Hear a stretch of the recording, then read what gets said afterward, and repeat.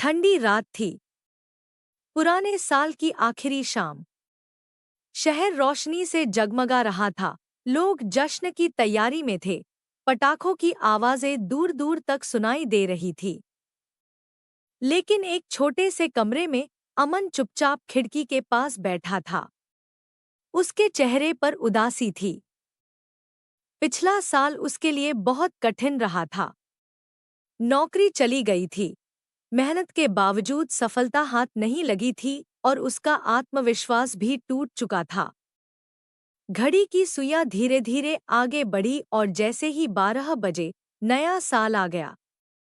बाहर खुशियों का शोर था, लेकिन अमन के मन में खालीपन था। तभी उसकी माँ ने उसके पास आकर प्यार से कहा, बेटा, नया साल सिर्फ कैलेंडर बदलने का नाम नहीं है। यह खुद को बदलने का मौका भी होता है। माँ की यह बात अमन के दिल को छू गई। अगली सुबह नए साल की पहली धूप के साथ अमन जागा। उसके मन में एक नई ऊर्जा थी। उसने एक कागज उठाया और लिखा, इस साल मैं हार नहीं मानूंगा। उसने ठान लिया कि चाहे हालात जैसे भी हों, वह मेहनत करना नहीं छोड़ेगा।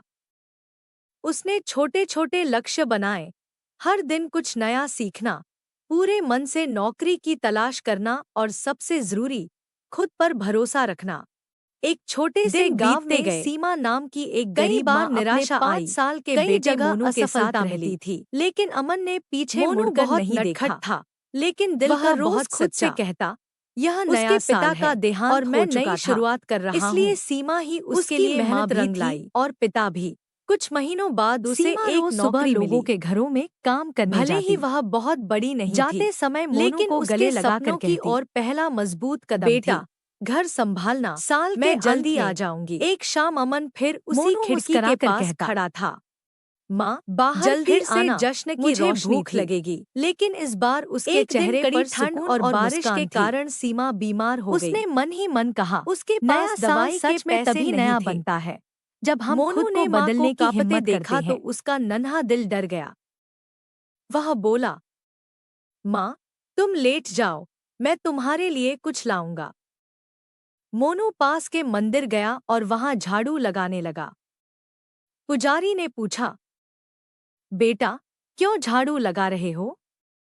मोनू बोला, माँ बीमार है, दवाई लेनी है। पुजारी का दिल भर आया। उन्होंने मोनू को पैसे और फल दिए। मोनू खुशी खुशी घर लौटा। उसने माँ को फल खिलाए और दवाई दी।